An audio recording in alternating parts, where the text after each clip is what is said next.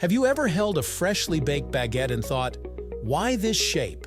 And why is it called a baguette anyway? We've all seen it, long, golden, crispy on the outside and soft inside, a symbol of French baking, and maybe even French identity. But behind this humble loaf lies a surprisingly rich story involving language, history, law, convenience, politics, and even ancient bread-making traditions. What if I told you that the word baguette didn't originally refer to bread at all, and that its meaning only settled into its modern definition fairly recently? So today let's dig into the surprisingly fascinating origin of the why is it called baguette?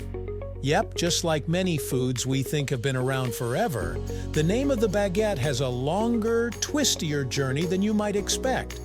So grab a snack, maybe even a baguette, and let's break this down. Right here, on History of Simple Things.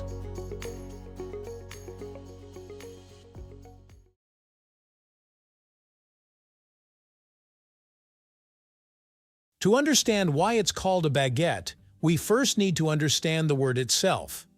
The French word baguette originally meant a small rod or stick. It comes from the Old French baguette, related to bague, meaning ring, which referred to small ornamental items made from metal. Over time, the meaning shifted toward long, thin objects. By the 1700s and 1800s, the word baguette could mean a magic wand, a conductor's baton, a small staff carried by royal messengers, or even a slender gemstone. So before it ever meant bread, baguette simply referred to a long, thin shape. And that, ironically, is exactly what helped the word eventually attach itself to the long, thin loaf of French bread. Long breads existed in Europe way before the modern baguette. Ancient Egyptians baked long loaves. Romans had elongated breads too. But France's long-shaped loaves became increasingly common by the 1600s, though they didn't look like the modern baguette yet. Some were extremely long, up to 5 or 6 feet. Bakers used long shapes to help bread bake evenly, especially in deep stone ovens that heated from the sides. But at this point, the word baguette still wasn't used for bread. These loaves had generic names like pain long, long bread, or pain baton, stick bread. So what changed?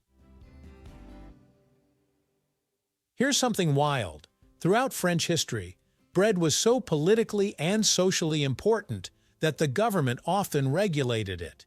Too little bread meant riots. Too expensive bread meant unrest. Bread wasn't just food, it was power. In 1920, French labor laws restricted bakery working hours. Bakers were no longer allowed to start baking extremely early in the morning.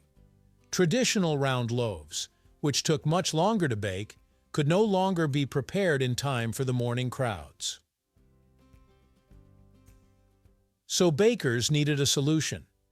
A long, thin loaf bakes faster, and so during the early 20th century, the loaf we now call the baguette became popular because it solved a timing problem. Its shape wasn't just aesthetic, it was practical. But now bakers needed a word for it, something that described its shape. And there was already a French word that meant a long, slender stick, baguette. So if the modern baguette, as we know it, rose to fame in the early 1900s, when did the word become linked specifically to this bread? It wasn't officially recognized until 1920, when French dictionaries began defining baguette as a type of bread. That means the word in its modern culinary context is just about a century old. The name stuck because it was simple, descriptive, and already familiar.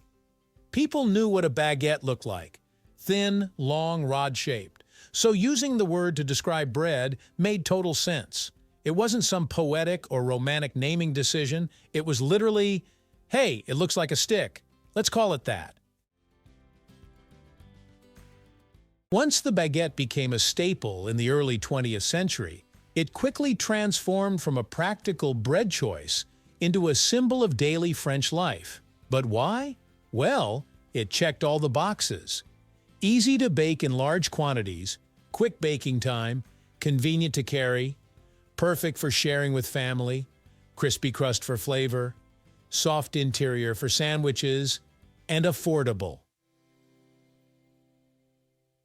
When something becomes a daily essential for millions, it naturally embeds itself into culture. And soon, the baguette became shorthand for France itself. Walk around Paris for 5 minutes, and you'll see someone with a baguette tucked under their arm. No bag, no packaging. Just bread in its purest form. The baguette became so iconic that French law eventually stepped in again, not to restrict its size this time, but to protect its purity. In 1993, the French government defined what could officially be called a traditional French baguette. It must contain only flour, water, salt, and yeast, and it must be made on the premises where it's sold. No preservatives, no additives, no shortcuts. That's how seriously France takes its baguette. And in 2022, UNESCO even added the artisanal know-how of baguette baking to its list of intangible cultural heritage of humanity. Not bad for something whose name just means little stick. Today, the word baguette means more than bread. It means routine, comfort, warmth, and identity. In France, people buy a baguette daily, not weekly. There are over 30,000 boulangeries across the country. Billions of baguettes are consumed each year. And nearly every French person has an opinion on where the best baguette in town is baked. The name isn't just a label. It's part of a cultural story, a reminder of craftsmanship, tradition, and everyday life. And it all comes from something as simple as the word stick.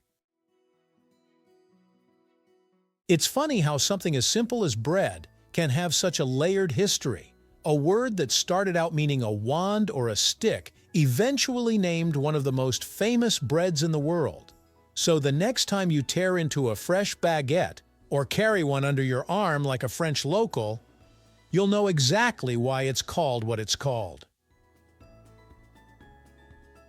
Thank you for watching.